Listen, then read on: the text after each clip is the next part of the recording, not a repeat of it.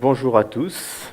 Écoutez, je vais essayer de vous faire partager un petit peu de ma passion pour l'astronomie.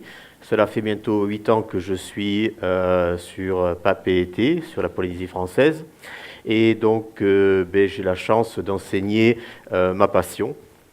Et aujourd'hui, je vais vous parler d'un sujet qui me tient à cœur depuis relativement longtemps, qui est la mise en place d'un observatoire astronomique sur la Polynésie. Donc il y en a déjà quelques-uns au niveau amateur qui ont déjà fait de très belles choses. Et là, je vais vous parler un petit peu de ce que sont les astéroïdes et pourquoi c'est intéressant de les surveiller, parce que ça peut effectivement nous éviter pas mal d'ennuis. Alors attendez, je crois qu'on m'a dit qu'il fallait que j'appuie sur ce bouton. Voilà. Voilà, donc, les astéroïdes, ce sont des petits corps qui sont essentiellement compris entre l'orbite de Mars et l'orbite de Jupiter. Alors, ils ont été identifiés à partir des années 1800, parce qu'on s'est rendu compte que l'ordonnancement des planètes, il en manquait une. Alors voilà, vous voyez le petit cercle rouge, ça correspond à rien. Il y a un astronome qui s'appelle Piazzi qui a identifié le premier astéroïde, Cérès, qui est un corps assez important et qui d'ailleurs va recevoir la visite d'une sonde Dawn dans l'année qui vient. Donc je vous invite à regarder les actualités à partir de cet été. Donc ces petits corps, ils sont relativement nombreux. Voilà, donc comme je vous ai dit, ils sont répartis essentiellement entre l'orbite de Mars et l'orbite de Jupiter, mais pour notre malheur, je dirais, ils ont malheureusement une partie de cette population va croiser l'orbite de la Terre et on les appelle pour cela les astéroïdes géocroiseurs. Géo, c'est la Terre.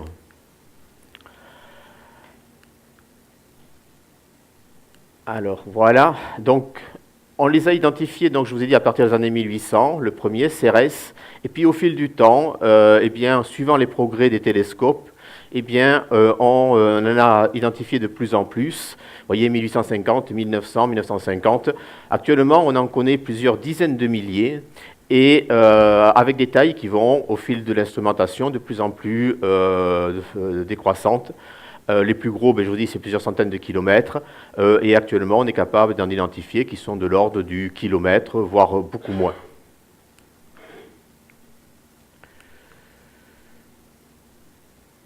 Alors, ils se sont rendus célèbres, ces astéroïdes. Vous en avez certainement entendu parler, avec le fait qu'on a identifié qu'ils ont été la responsable de la disparition des dinosaures.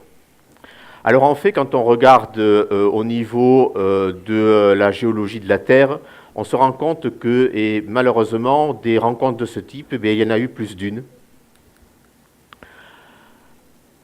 Et on a des preuves de cet impact qui est localisé au niveau du Mexique. Alors vous avez sur la diapositive de gauche, Impact Site. Et on l'a trouvé à travers de la prospection pour du pétrole dans les années 1990. Et on s'est rendu compte que cet impact, il avait été géant, avec un diamètre du cratère qui était plus que la centaine de kilomètres. Ça a perforé la croûte terrestre. Et voilà, vous l'avez de nouveau à gauche. Donc c'est une vue en relief à partir de mesures du champ de gravité terrestre. On a foré et on s'est rendu compte que l'impact avait eu lieu il y a 65 millions d'années. Ça a été absolument catastrophique avec un hiver nucléaire. La plupart des dinosaures ont disparu très rapidement. Et ça a permis à des êtres vivants, qui étaient les mammifères, dont nous sommes des mammifères, de pouvoir avoir un rayonnement et pouvoir en fait conquérir la planète. Donc si cet impact n'avait pas eu lieu, effectivement, actuellement, il y aurait peut-être encore des dinosaures et il n'y aurait certainement pas une humanité. Alors, comme je vous l'ai dit, de ces impacts, ce n'est pas le seul. Il y en a eu historiquement des dizaines, de la même amplitude, et on sait maintenant que la biosphère et l'évolution de la vie sur les 4 derniers milliards d'années a été très très modulée par ces impacts. Alors, il ne faut pas croire que, je dirais, seuls des impacts importants peuvent avoir lieu. Il y en a en fait relativement fréquemment. Et heureusement pour nous, de petits corps. Alors, je vous rassure de suite, il n'y aura pas d'impact majeur avant 10 millions d'années. Voilà, donc ça, c'est la bonne nouvelle. La mauvaise nouvelle, c'est que des impacts mineurs, va y en avoir. Alors, en voilà, regardez ici. Un qui est récent, c'est Tcheliabinsk, c'est dommage, là c'est un peu mangé sur la droite, 15 février voilà, 2012, eh bien, au-dessus de la Russie, eh bien, il y a un météore qui a explosé à environ 30 000 mètres d'altitude. L'énergie de l'explosion, et c'était plus de 20 fois la bombe d'Hiroshima, pour vous dire que ce n'est pas petit. Hein. Ça a cassé toutes les vitres, on a récupéré des petits morceaux de la météorite. Voilà, regardez, voyez la trace d'un impact sur un building. Hein, c'est l'onde de choc qui a fait ça, c'est pas un morceau de roche. Hein. Et là, vous avez ce qu'on a récupéré au sol, c'est quelques kilogrammes de roche, alors que l'astéroïde faisait plusieurs milliers de tonnes. Et en fait, il s'est complètement fragmenté, comme la plupart de ces astéroïdes, dans la très haute atmosphère terrestre.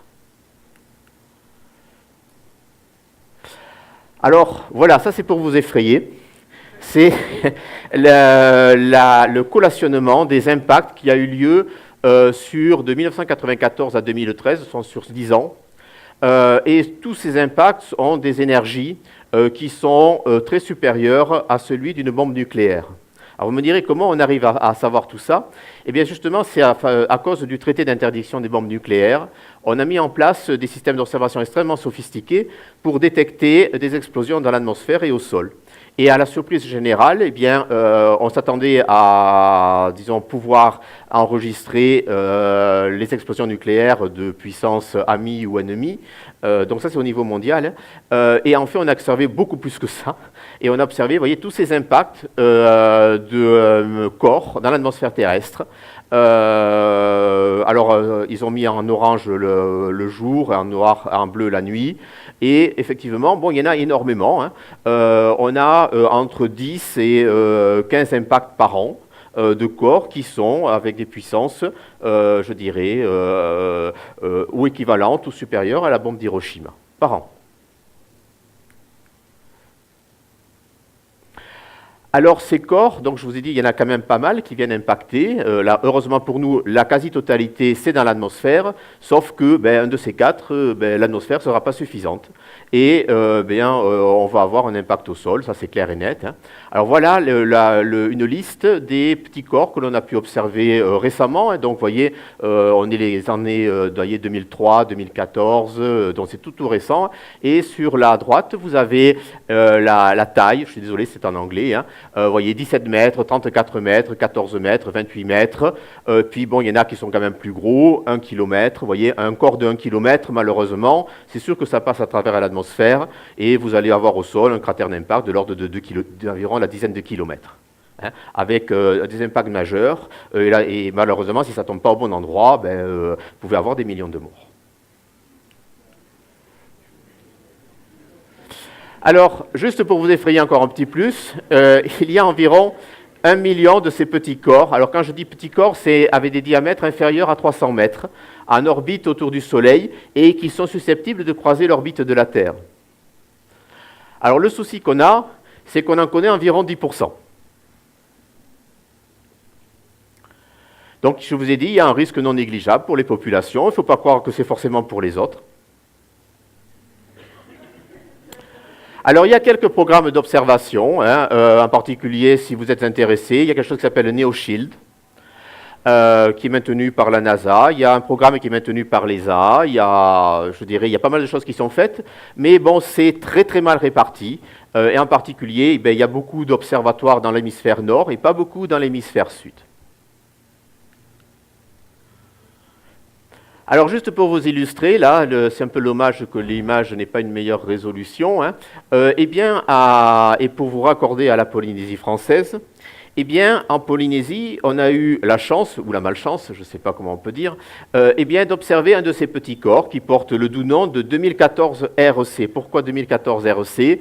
Eh bien, c'est parce qu'il a été observé en 2014, et ensuite une nomenclature, c'est-à-dire que le premier de l'année, c'est AA, puis AB, puis AC, puis on déroule comme ça les lettres.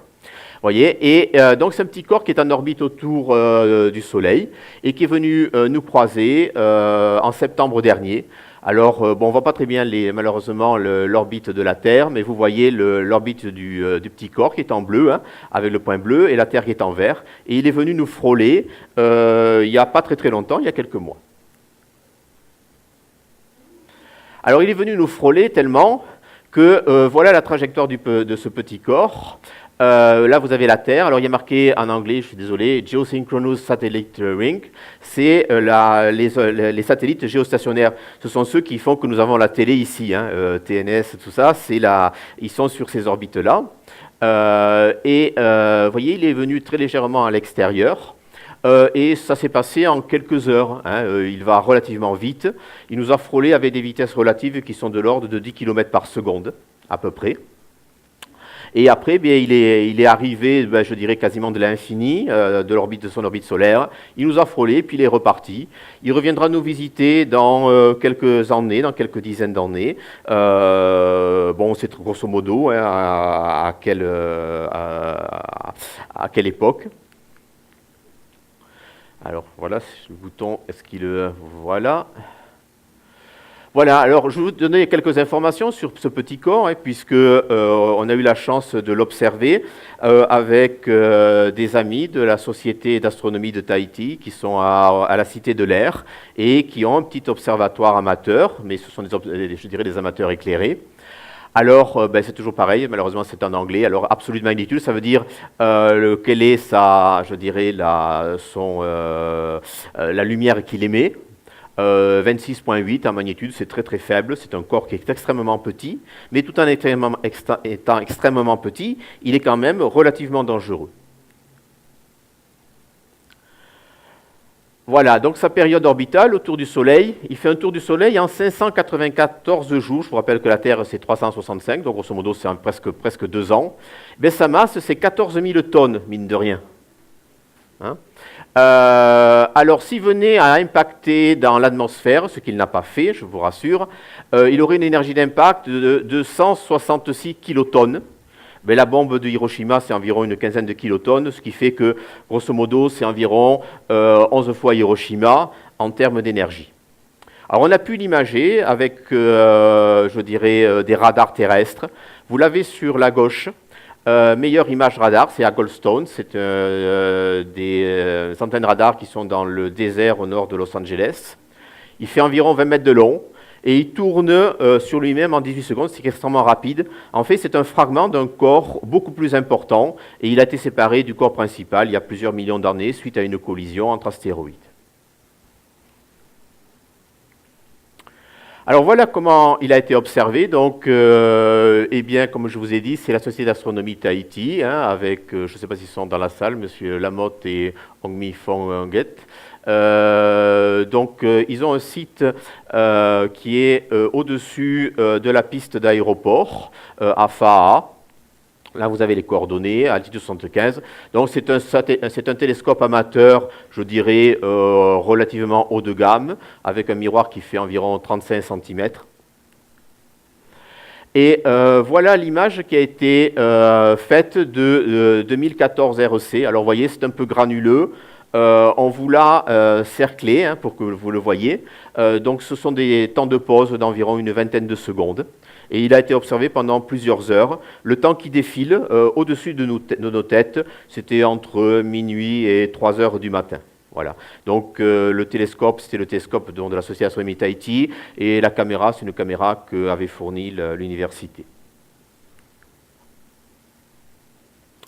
Alors, on a reconstitué, et ça c'est important justement parce que je vous ai dit, l'important pour nous c'est de cartographier ces astéroïdes, c'est de savoir, je dirais, combien il y en a, d'essayer de prévoir leurs orbites, et éventuellement, s'il y a une collision majeure, d'être capable de la prévenir. La prévenir, on ne pourra pas, mais au moins savoir où ça va tomber.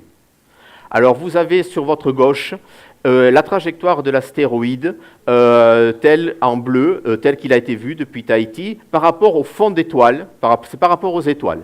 Alors la trace verte, en fait, c'est la Lune, c'est la trajectoire de la Lune. Et sur la partie droite, vous avez, voyez, un trait bleu. Ça, c'est l'orbite qui avait été calculée, qui nous a été fournie par nos collègues américains. Et les petits points rouges, eh bien, c'est ce que nous avons observé de l'orbite de cet astéroïde. Vous voyez que ça ne colle pas.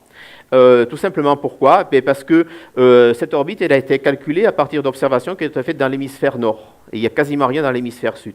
Ce qui fait que l'orbite elle était légèrement en erreur. Voilà. Donc c'est tout l'intérêt d'avoir un observatoire astronomique en Polynésie française, c'est que justement ça permet d'observer des astres que l'on ne peut pas observer dans l'hémisphère nord.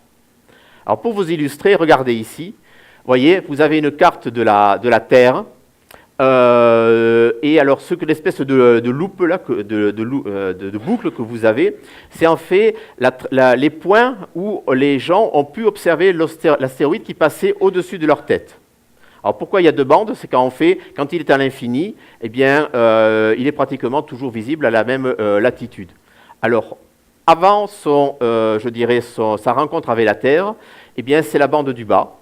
Et puis après, il est perturbé par la masse de la Terre, qui le dévie par rapport à son orbite autour du Soleil. Alors vous voyez qu'il a été observé par, ce sont les petits sommets en rouge, par deux observatoires en Australie, deux observatoires en Nouvelle-Zélande. Et l'essentiel des observatoires qui l'ont observé, vous voyez, ils sont soit en Amérique du Nord, soit en Europe. Et ça ne nous permet pas de cartographier de façon, je dirais, aussi complète que l'on voudrait tous ces petits corps. Je vous rappelle qu'il y en a plusieurs, il y en a de l'ordre du million. Hein. Cet astéroïde, je vous rappelle, il faisait 30 mètres de diamètre. C'est relativement petit, mais déjà en étant relativement petit, il a quand même une énergie qui est de l'ordre de 10 à 15 fois Hiroshima. Si on a un astéroïde de 300 mètres et qui malheureusement vient impacter, là c'est sûr qu'il va passer à travers l'atmosphère. Alors l'intérêt, justement, vous voyez Tahiti, on a pu l'observer depuis Tahiti, hein, c'est que, on vient rajouter un observatoire dans un endroit où il n'y a rien. Vous voyez, il n'y a rien au niveau du Pacifique, il n'y a rien au niveau de l'Afrique, et l'essentiel, pour des raisons tout simplement parce que la population mondiale, elle est dans l'hémisphère nord et pas dans l'hémisphère sud. Voilà. Donc c'est tout l'intérêt d'avoir ce genre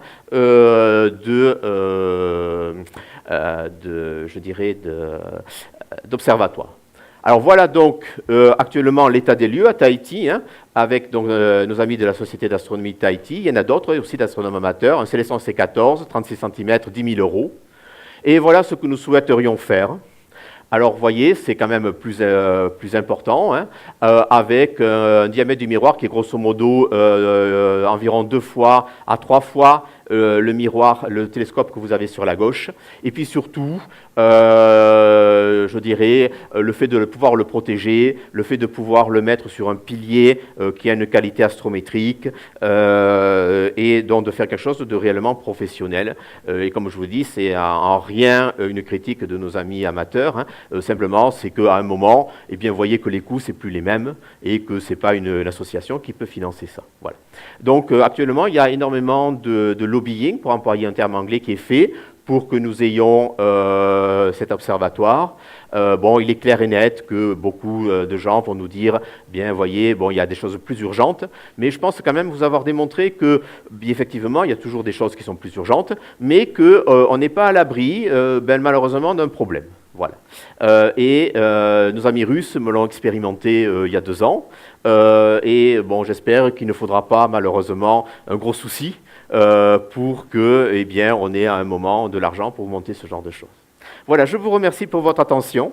Et donc, si vous avez des questions, vous pouvez me contacter. Vous trouverez facilement mon email sur l'université. Je vous remercie.